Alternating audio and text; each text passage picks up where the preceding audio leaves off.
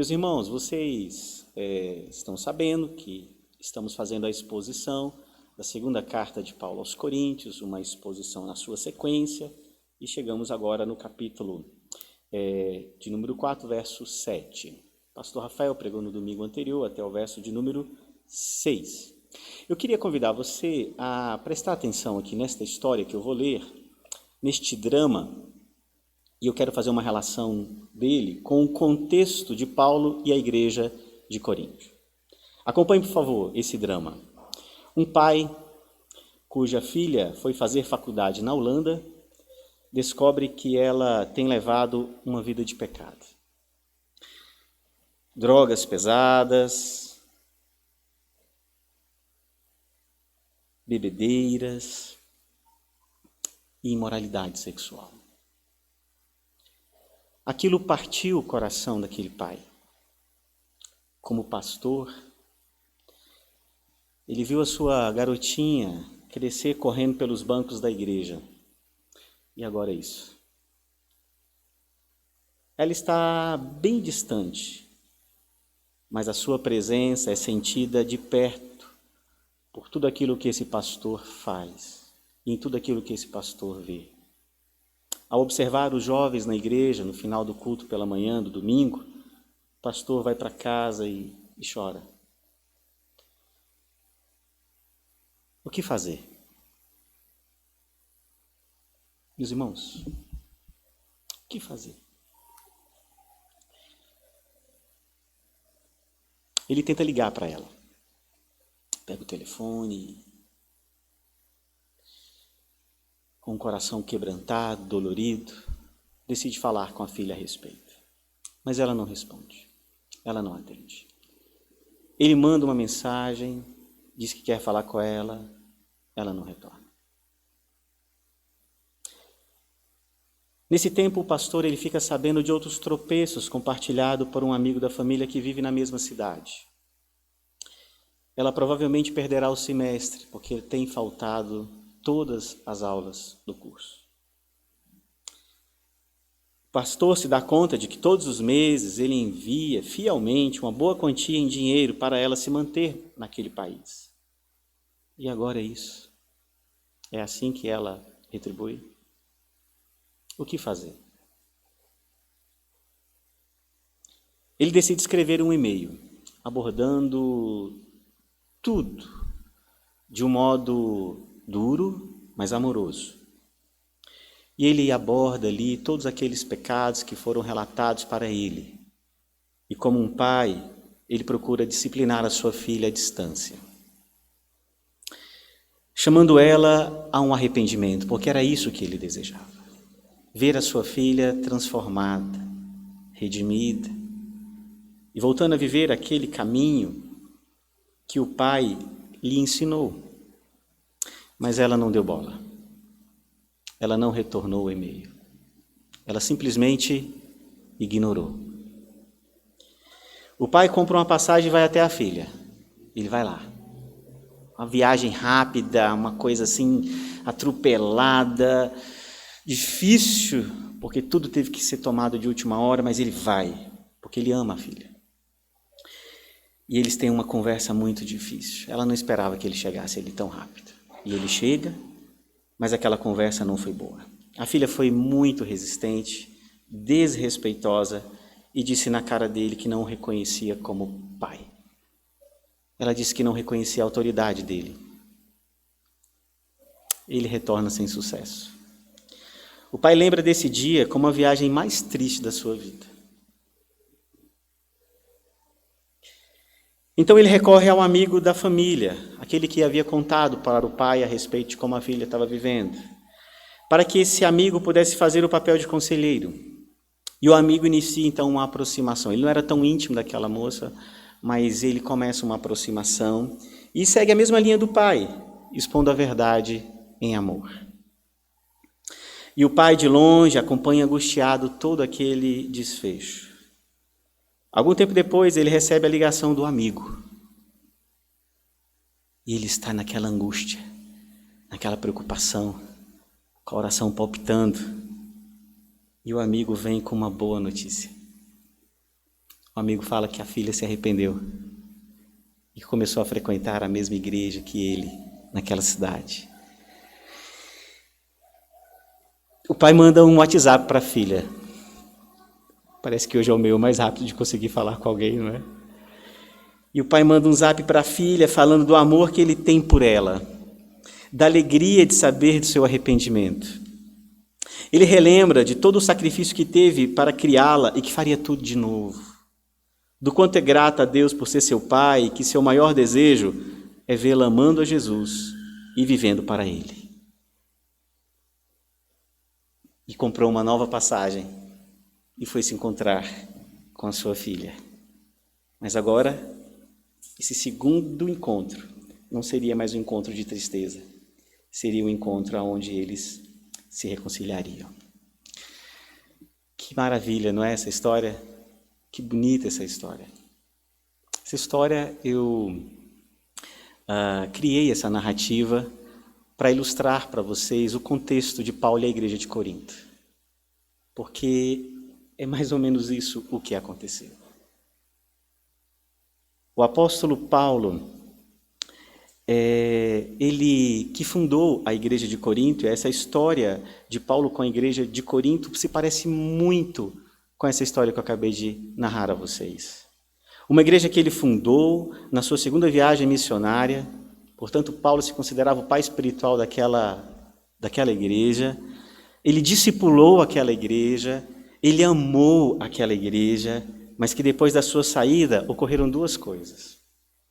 Primeiro, começou gradativamente um afastamento daqueles irmãos, ou boa parte daqueles irmãos, do Evangelho da Graça, da sã doutrina, da palavra de Deus. Foram se afastando ao tempo que abraçavam todo o secularismo. Queriam viver conforme o mundo, queriam viver conforme os costumes, padrões e valores da sociedade, contrárias à vontade de Deus. Foram se afastando, portanto, daquilo que foram ensinados pelo próprio apóstolo Paulo, para abraçar, portanto, esse mundanismo.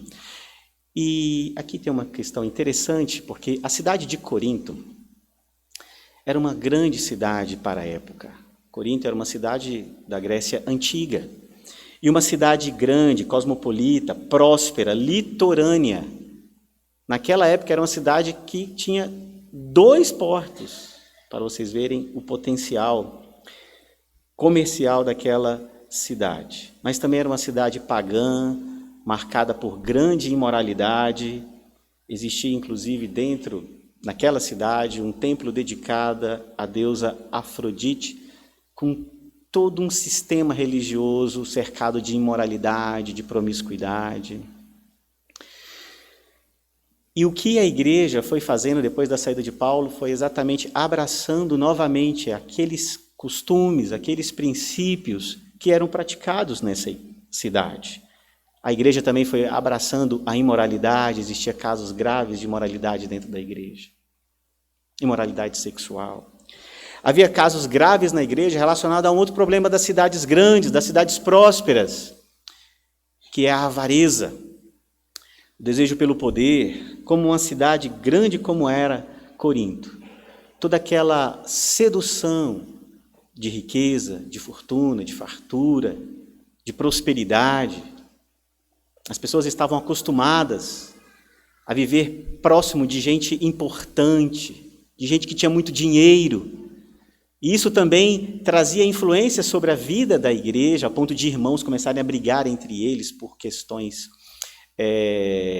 de direitos, e não resolverem entre eles e buscarem até os tribunais para poderem exigirem a sua justiça.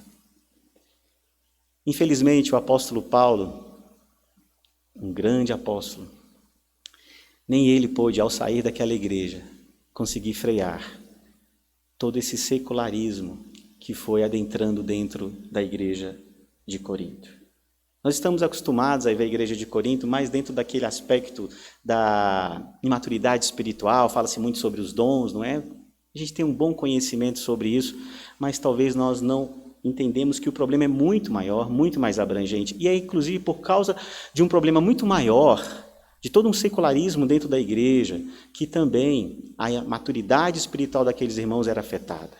Eles confundiam dons espirituais e misturavam com um certo misticismo, elegiam dons especiais. E algumas dessas coisas que eu estou relembrando vocês aqui, os outros pastores já falaram nas pregações anteriores.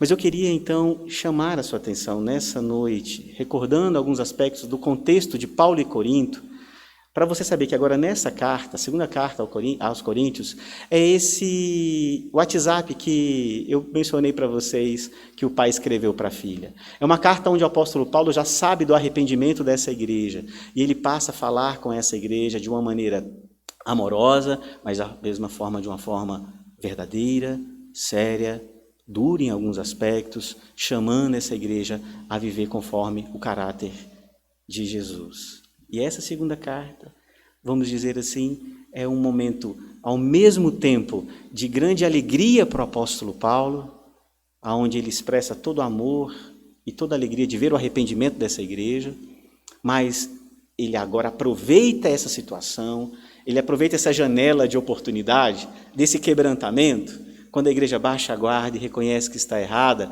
e ele começa agora a mostrar não só o amor que ele tem por a igreja, mas um plano tão maior e tão glorioso que Deus tem para o seu povo. Ainda mais num contexto como aquele, no qual pertencer à igreja do Senhor Jesus não era simplesmente assumir um compromisso com um grupo, era assumir uma identidade suscetível a ser perseguido, a ser agredido, a ser preso e a ser morto. E nós vamos falar um pouco sobre isso nesse texto que nós lemos.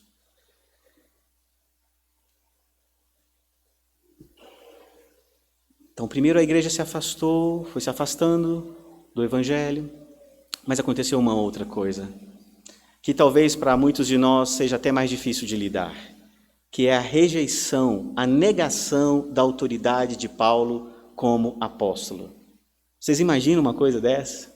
Aquela igreja que ele fundou, agora estava questionando se de fato ele era um apóstolo ou não, e falsos mestres dentro daquela igreja, que entraram naquela igreja, eles começaram a convencer muitos de que Paulo não tinha de fato uma autoridade apostólica, e assim ninguém deveria dar ouvidos para ele.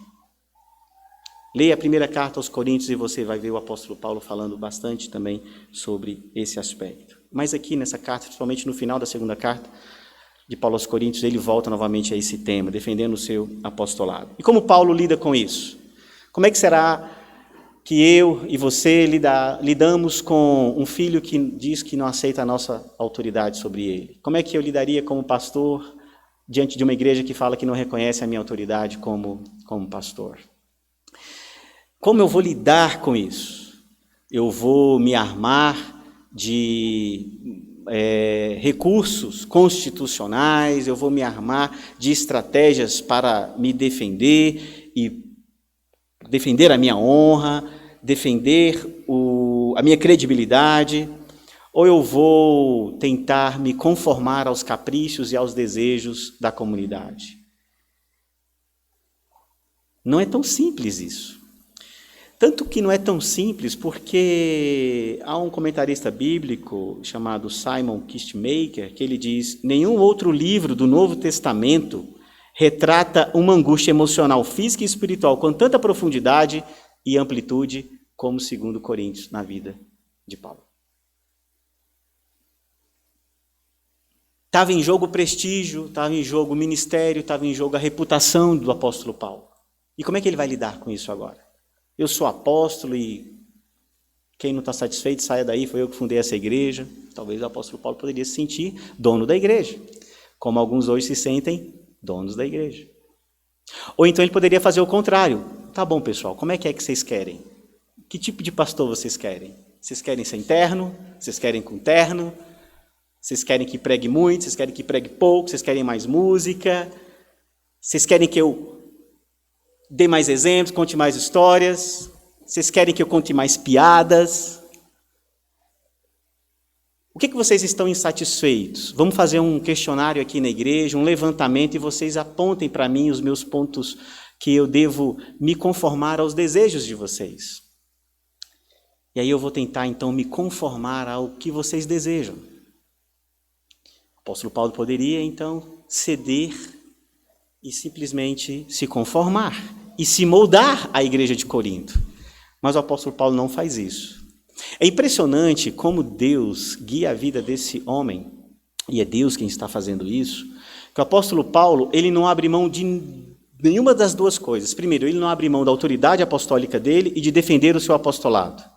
Mas ele também não transforma isso numa defesa personalística, sabe? De uma ideia de defender a ele apenas. O ministério não é de Paulo. A igreja não é de Paulo. Então ele consegue, de uma maneira madura, santa, tanto defender o seu apostolado, como ele consegue expressar todo o amor, apreço e consideração pela igreja. Ele diz mais ou menos assim, resumindo: olha, eu amo vocês, o Senhor ama vocês, mas nós temos que caminhar por aqui. Resumindo, seria mais ou menos isso. Nós ficamos sabendo que o apóstolo Paulo, portanto, ele lida de maneira difícil, mas ele lida com o problema. Ele não foge do problema. Ele não vira as costas para o problema. Ele não diminui o problema. Ele não desiste daquela igreja. Ele se mantém firme até o fim. Porque o que importa para Paulo é que Cristo seja glorificado e que o ministério de Jesus, esse sim, possa ficar em evidência sobre a vida do povo de Deus. Irmãos, como nós aprendemos até aqui tanto sobre isso. Mas eu estou apenas no contexto ainda. Mas o quanto nós aprendemos a respeito disso.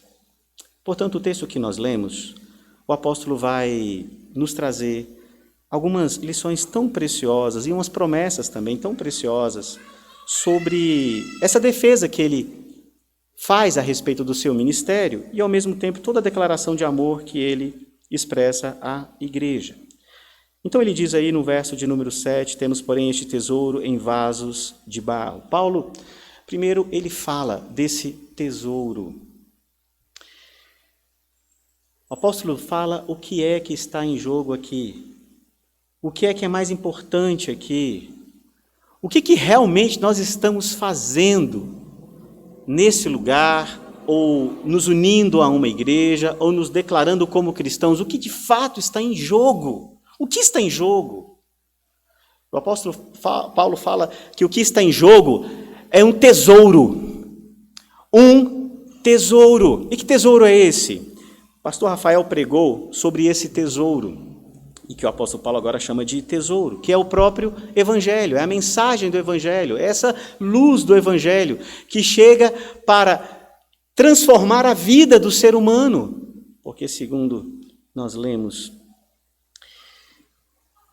em Efésios 2:1, nós estávamos mortos nos nossos delitos e pecados. E esse, portanto, é o tesouro que o apóstolo Paulo fala, do qual a igreja deve lidar como aquilo que é mais importante. Esse tesouro é o ministério do Evangelho, é a luz do Evangelho, é o Evangelho, é o próprio Jesus.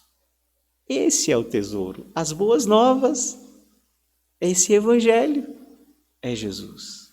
Esse é o maior tesouro. Esse é o grande tesouro. A vida com Ele, a comunhão com Ele, a vida restaurada nele, tudo muda. Antes de Cristo e depois de Cristo, depois do seu encontro com Ele, tudo é novo, tudo é transformado, tudo é diferente. Agora que estamos em Cristo, somos novas criaturas, as coisas velhas se passaram, eis que tudo se fez novo. É esse Evangelho, amados, em que, lá em 1 Coríntios 4:6, vai dizer: porque Deus que disse, das trevas resplandecerá a luz, Ele mesmo resplandeceu em nosso coração, para a iluminação do conhecimento da glória de Deus. Esse tesouro é aquilo que o nosso Senhor, portanto, nos oferece nessa comunhão restaurada com Deus, essa oportunidade agora de ter os nossos olhos desvendados e de nós conseguirmos ver, contemplar a glória de Deus. Que maravilha isso! Que incrível isso! Que extraordinário! Lá em João 1,4 nos fala: a vida estava nele e a vida era a luz dos homens. A gente tem que imaginar esse mundo, meus irmãos, e acostumado nas metrópoles, onde está tudo tão iluminado, nós temos que nos acostumar a olhar com os olhos espirituais, de perceber que esse mundo está em trevas. E que somente aqueles que tiveram seus corações iluminados pela revelação da palavra, por essa comunhão restaurada com Deus, através do sacrifício de Cristo, que é esse tesouro que recebemos, pode sim contemplar a glória de Deus. Que bênção isso, que maravilha isso. Esse é o maior tesouro, esse é o grande tesouro para a vida de um ser humano, não há outro maior. A igreja de Corinto vivia numa cidade rica, próspera, e a riqueza de Corinto, irmãos, contrastava com o verdadeiro tesouro. Como eu falei para vocês, aqueles moradores de Corinto estavam acostumados a ver muito dinheiro circulando naquela cidade. A renda per capita daquela cidade não era pequena, era alta. Muito dinheiro percorria ali por aqueles portos. Mas o apóstolo Paulo está dizendo que o maior tesouro não está nessa cidade, não está nesse comércio, não está no homem mais rico dessa cidade. O maior tesouro está na vida daqueles que tiveram um encontro com o Senhor. Esses receberam o maior tesouro. Vocês compreendem isso? Amém? Jesus disse lá em Mateus 6,21 que onde está o teu tesouro, aí também estará o teu coração. E por certo, muitos daqueles que viviam em Corinto andavam para lá e para cá, correndo de cima para baixo, de um lado para o outro, a fim de acumular riquezas, de constituírem o seu tesouro. E o coração dessas pessoas estava exatamente nisso. Mas só há um tesouro que preenche o coração de qualquer homem, de qualquer mulher, de qualquer criança, de qualquer jovem, de qualquer idoso. É Jesus. Por isso Agostinho disse que Deus quem nos fez, fizeste no Senhor para ti, e o nosso coração anda inquieto, enquanto não descansar em ti. Eu posso ganhar o mundo inteiro, mas se eu perder a minha alma, de que adiantou? Eu posso construir muitas coisas, mas se eu não conheci o verdadeiro e não recebi o verdadeiro tesouro, o meu coração não vai descansar jamais. O meu coração só descansa em Deus. Queria pedir, tomar a liberdade aqui, Jessé estava conversando comigo antes do culto, ele me falou que agora nós estamos morando próximos, ele falou assim, depois vamos combinar para a gente poder, né, visitar a casa um do outro. Minha casa é bem simples, eu mesmo que construí. Mas ele falou uma coisa extraordinária, né? Não é na fachada da casa, não é na qualidade dos móveis que estão dentro dela, nem nos carros da garagem dessa residência, que revelam se aquele homem, se aquela família tem um grande ou pequeno tesouro. Mas se Jesus, se esse evangelho habita no coração daqueles que vivem naquele lugar, naquela casa, mesmo pequena, mesmo simples, mesmo humilde. E olha que incrível, irmãos. O apóstolo Paulo, ele fala que esse tesouro incomparável, incalculável, Deus deposita ele em vasos de barro. Vejam a humildade do apóstolo em reconhecer que não possuía nada de especial que provinha dele mesmo. Vasos de barro, irmãos, eu fiz uma mudança agora recente, e um dos primeiros vasos que quebrou, alguns dos primeiros vasos que quebraram nessa mudança foram exatamente os vasos de barro. Porque são frágeis. São até de menos valor. São vulneráveis. Só que lá em Corinto, como eu falei para vocês, uma cidade cosmopolita, tinha vários tipos de pessoas. Olha só a estratificação social dessa cidade. Tinha gregos, veteranos do exército romano, comerciantes locais, comerciantes estrangeiros, oficiais do governo, muitos judeus e também muitos escravos. E as pessoas passavam a se tratar e a se sentir melhores ou piores às outras, dependendo do estrato social que ela estava inserido. E o apóstolo Paulo vem e passa um rodo em tudo isso. E ele próprio, como apóstolo, líder da igreja, se considera e trata todos como vasos de barro. Isso é incrível. Ele não se coloca nem superior, nem inferior, ele coloca todos nós na posição que somos. Vasos de barro. Vasos de barro. E isso faz com que o apóstolo expresse ali toda a sua, não só a sua humildade, mas a sua incapacidade de fazer a obra que Deus o encarregou, se não fosse pelo Senhor. Se fosse simplesmente pelas forças de Paulo, pela iniciativa dele, pelas habilidades dele, Paulo não conseguiria. E vamos ver agora adiante por quê. E ele faz questão de expor tudo isso. Portanto, o contexto da carta torna essa declaração de Paulo muito mais impressionante, porque a autoridade apostólica dele havia sido questionada, e ele poderia, então, trazer uma série de prerrogativas de quem ele era, né? Eu sou Paulo, apóstolo, eu que fundei vocês, e vocês devem se submeter a mim, Deus me escolheu, Jesus mesmo apareceu para mim, lá naquele caminho. Paulo poderia falar uma série de coisas. Embora em outros contextos Paulo falou coisas parecidas, mas não com arrogância, não com superioridade. Mas aqui Paulo faz questão de, ao invés de subir naquele grande pedestal da autoridade, ele simplesmente é verdadeiro, é humilde e é honesto. Sou um simples vaso de barro. E Deus consentiu depositar esse grande tesouro dentro desse vaso de barro. Deus consentiu depositar esse tesouro nesse vaso de barro, para que esse vaso de barro pudesse então também levar esse tesouro para outras pessoas. Isso é maravilhoso. Paulo está fazendo o que aqui, irmãos? Paulo está fazendo o que todos nós deveríamos fazer e que, em especial, também os pastores deveriam fazer.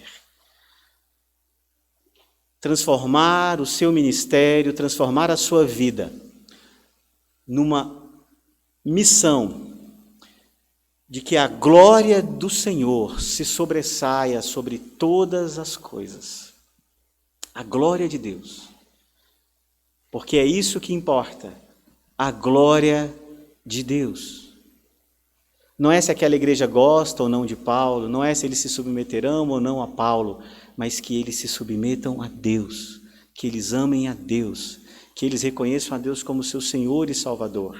E fazendo isso, sim, eles reconhecerão, eles respeitarão e eles se submeterão a toda a autoridade que Deus constituiu sobre essa terra, inclusive sobre a igreja, de homens que foram chamados para pastorear o seu rebanho. E de que maneira, então, Paulo passa a chamar a atenção e a evidenciar toda essa glória de Deus? Vejam o que nos fala o verso de número 8 em diante. Em tudo somos atribulados, porém não angustiados, perplexos, porém não desanimados, perseguidos, porém não desamparados, abatidos, porém não destruídos.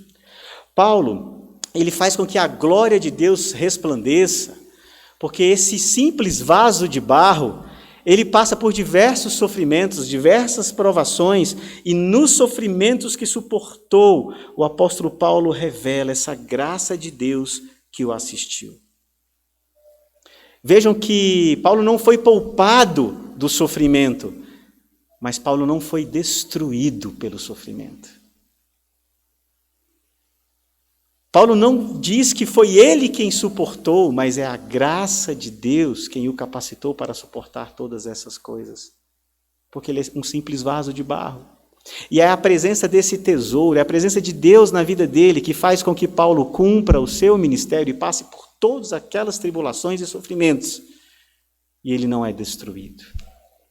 A palavra que Paulo usa aqui para destruído não é o fato de que Paulo não foi morto. Sim, Paulo, quando escreve essa carta, ele ainda está totalmente vivo. Algum tempo depois ele vai ser martirizado.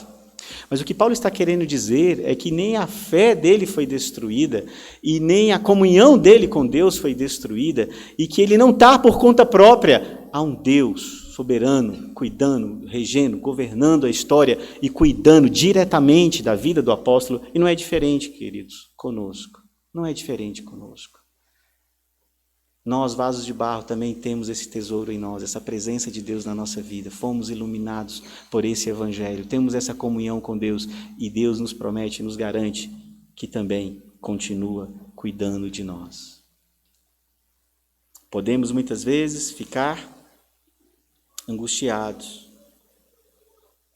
atribulados, mas não angustiados, perplexos, porém não desanimados, perseguidos, mas não desamparados, abatidos, mas não destruídos.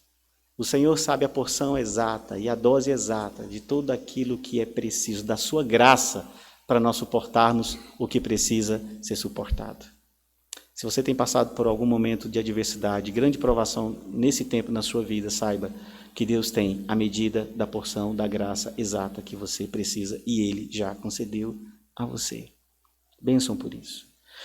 Paulo continua a resplandecer toda essa glória de Deus, chamando a si próprio de um vaso de barro, na sua disposição de sofrer por amor a Cristo, verso 10 e 11 nos diz, levando sempre no corpo o morrer de Jesus, para que também a sua vida se manifeste em nosso corpo. Aqui o apóstolo Paulo não está dizendo que ele sofreu na mesma extensão que Jesus sofreu, que Paulo não sentiu exatamente aquilo que Jesus sentiu plenamente ali na cruz, no seu sacrifício, ou até mesmo no seu ministério. Mas o que Paulo está dizendo é que o seu sofrer por causa do evangelho faz sim que, de certo modo, ele sinta, ele experimente um tipo de sofrimento que é próprio daqueles que sofrem por causa de Cristo. E nós também sabemos o que é isso. Quando nós sofremos por causa do evangelho, que é semelhante em vários aspectos àquilo que o próprio Senhor Jesus também sofreu. Mais do que isso, Paulo fala que esse morrer de Jesus também é a própria causa para que ele se mantenha comprometido a dedicar a sua vida, e até mesmo se morrer preciso for, porque ele sabe que aquele que morreu, ele também é o que concede a vida. Por isso o apóstolo Paulo, ele meio que toma o ministério de Jesus como um exemplo para dizer que o seu sacrifício, a sua doação e toda a sua dedicação resulta em quê? Em vida à igreja. Veja o que diz o verso de número 11. Porque nós que vivemos somos sempre entregues à morte por causa de Jesus, para que também a vida de Jesus se manifeste em nossa carne mortal. Verso 12, de modo que em nós opera a morte, mas em vós a vida. Veja como o apóstolo Paulo, ele toma, portanto, a vida de Jesus e o seu ministério, e ele usa isso para também falar do seu apostolado, do seu ministério, de um modo que ele se entrega, que ele se sacrifica, que ele se doa por amor a Jesus. E ele sabe que o resultado disso tem sido vida para a igreja. Assim como Cristo morreu e deu vida ao apóstolo, ele também se dedica e ele se doa para que, ao morrer, ao negar a si mesmo, a igreja também seja edificada. Extraordinário isso. E ele consegue fazer isso sem ser arrogante. Ele consegue fazer isso sem ser personalístico. Ele consegue fazer isso sem chamar a atenção do ministério para si, porque no final de todas as coisas é de Jesus o ministério. O evangelho é sobre Cristo e não sobre Paulo. E é verdade, irmãos, como diz uma frase da nossa tradição cristã, o sangue dos mártires é a semente da igreja. E muitos irmãos têm dedicado e já dedicaram ao longo da história dos séculos a sua vida, ao ponto até de morrer pelo evangelho. E ao fazerem isso, a igreja foi edificada. Em muitos lugares a igreja nasceu, cresceu, floresceu. Bênção demais, o apóstolo está dizendo que tudo isso está acontecendo sobre um vaso de barro, frágil, vulnerável, porque a graça de Deus o assiste Veja que Paulo está chamando sempre a atenção à glória de Deus que tem que resplandecer sobre todas as coisas. Mas Paulo ainda continua no verso 13 e 14, ele reflete agora com a igreja sobre a sua segurança a respeito daquilo que ele crê e vive. Verso 13 e 14 diz: tendo, porém, o mesmo espírito de fé que está escrito, eu criei, por isso é que falei. E provavelmente, irmãos, essa declaração de Paulo é um uso lá do Salmo 116, verso 10. E ele diz: eu criei, por isso é que falei. Também nós cremos, por isso também falamos, sabendo que aquele que ressuscitou o Senhor Jesus também nos ressuscitará com Jesus e nos apresentará convosco. Veja só, Paulo, ele resplandece toda a glória de Deus sobre a vida dele, aquele vaso de barro, na sua segurança em Deus, de que a morte não seria o fim. Vejam só, queridos, que impressionante isso. A fragilidade de Paulo, a vulnerabilidade de Paulo, não o torna desesperado quanto à vida. Ele sabe quem o sustenta, quem o mantém, quem o guia. Mesmo pequeno, mesmo limitado, é a graça de Deus.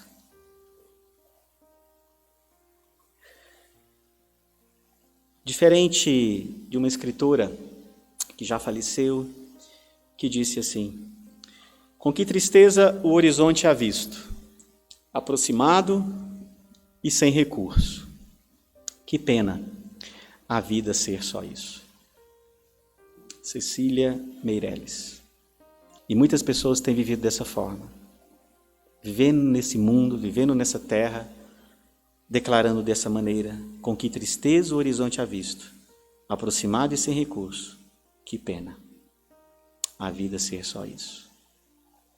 Mas não era assim na vida do apóstolo Paulo. Não era assim na vida daqueles vasos de barro que agora carregavam um tesouro precioso. Porque eles viviam conforme a fé que professavam. Que bênção isso. Que maravilha isso. E o apóstolo ainda continua resplandecendo toda essa glória de Deus sobre esse vaso de barro, frágil e pequeno, na manifestação do amor de Deus e no grande número daqueles que o louvariam. Verso 15 diz: porque todas as coisas existem por amor de vós. Na versão NVI fala que todas as coisas cooperam para o bem, servem para o bem daqueles que Deus ama, para que a graça, multiplicando-se, torne abundantes as ações de graça por meio de muitos para a glória de Deus. O que Paulo queria ver, e isso é uma coisa que também deve nos importar, é ver quanto mais e mais pessoas recebendo esse tesouro, conhecendo esse amor de Deus, poderem também levantar as suas mãos e louvarem ao Senhor, dizer que o Senhor é Senhor das suas vidas. Seja aqueles cristãos vivendo lá em Corinto, seja você como um crente vivendo aqui em Brasília ou em qualquer outra cidade desse mundo. Era isso que o apóstolo Paulo desejava. Era isso que importava, porque o que estava em jogo era esse grande e tesouro que é o Evangelho, que é o próprio Cristo. É a glória de Deus em evidência, como tem de ser. Como tem de ser. Vocês lembram daqueles filmes do Indiana Jones? Que o cara pegava um mapa do tesouro e ele saía numa saga mirabolante, passava por N perigos, emboscadas, situações de morte, que ele se livrava ali de forma espetacular, atrás daquele grande e antigo tesouro. Lembram quando ele conseguia encontrar, de uma forma tão oculta, misteriosa, difícil do acesso, que a hora que parecia que não ia dar certo, aí ele achava aquele grande tesouro, espetacular tesouro. Muitas pessoas vivem nesse mundo assim, tentando cavar, encontrar, achar o seu tesouro, descobrir o seu tesouro, seja através dos bens, através da carreira, através de qualquer tipo de satisfação nessa terra. Mas, queridos, esse tesouro não é o que nós devemos realmente buscar.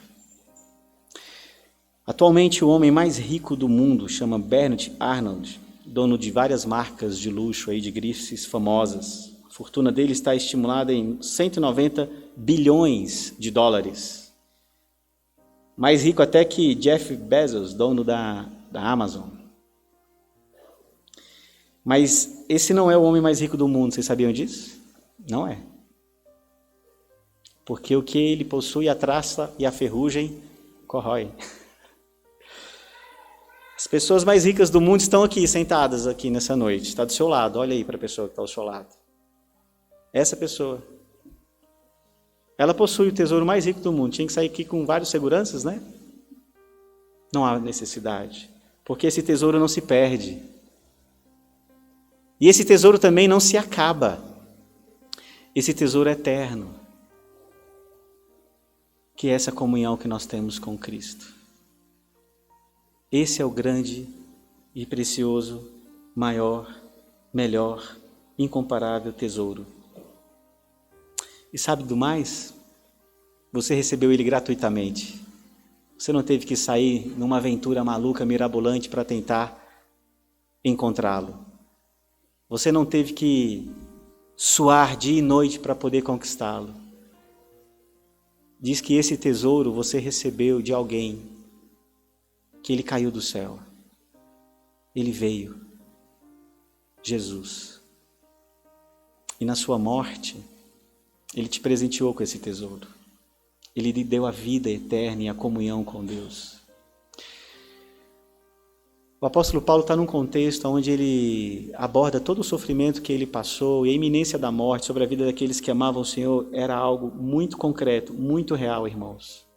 É como se hoje nós estivéssemos aqui reunidos, eu pregando para vocês, e amanhã eu descobri que alguns de vocês, ou eu mesmo, fui preso e condenado. Portanto, eles lidavam de forma tão próxima com relação à iminente morte. E ele sabia que ele tinha um grande e maior tesouro, que nem a morte poderia tomar dele.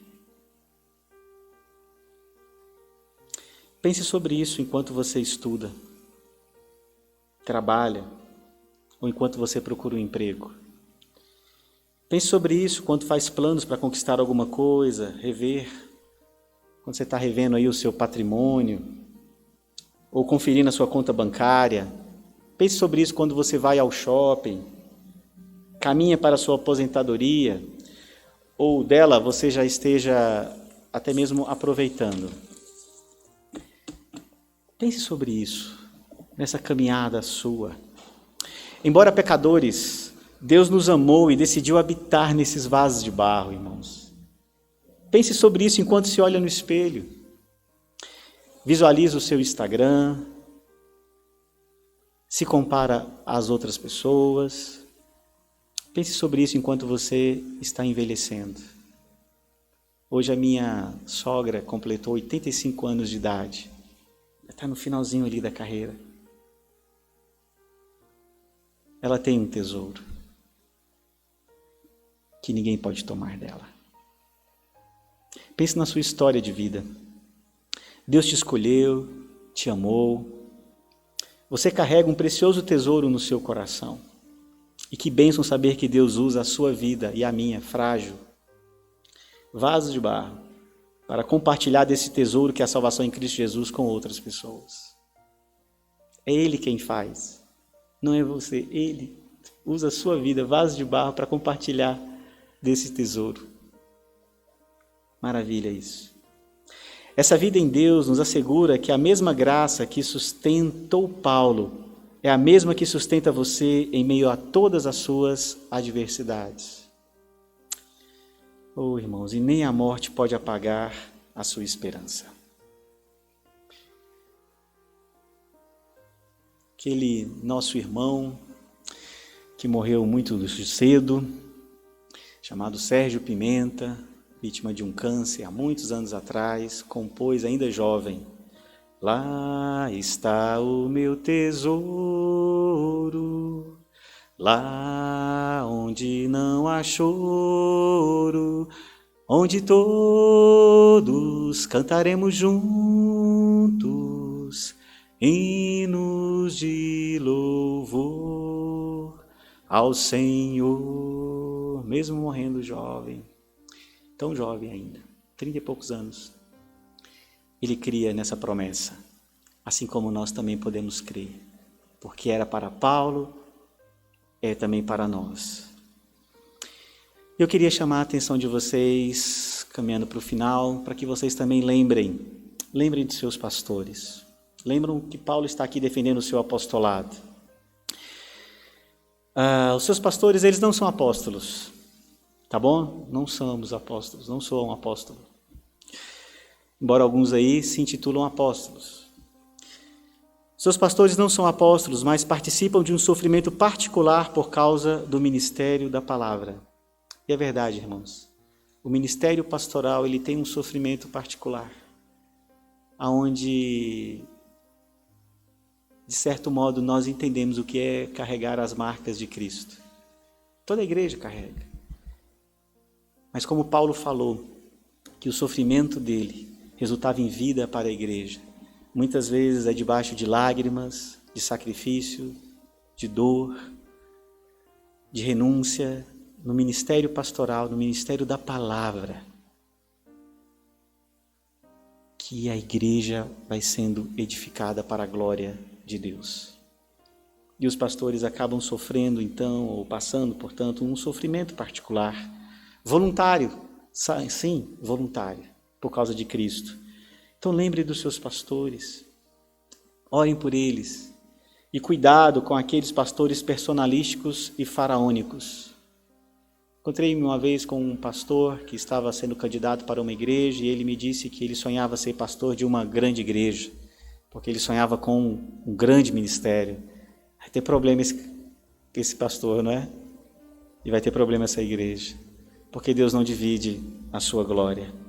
Meus irmãos, ore e cuide dos seus pastores para que nós não sejamos nem agradadores, nem dominadores, mas como aqueles que dedicam suas vidas a Cristo, que assumem o sofrer pelo Evangelho. E saibamos, a todos nós, que sofrimentos nos aguardam pela fidelidade ao Evangelho. Mas Deus, irmãos, Deus é fiel. E esse tesouro que Ele depositou em nós, Ele vai mantê-lo até o fim.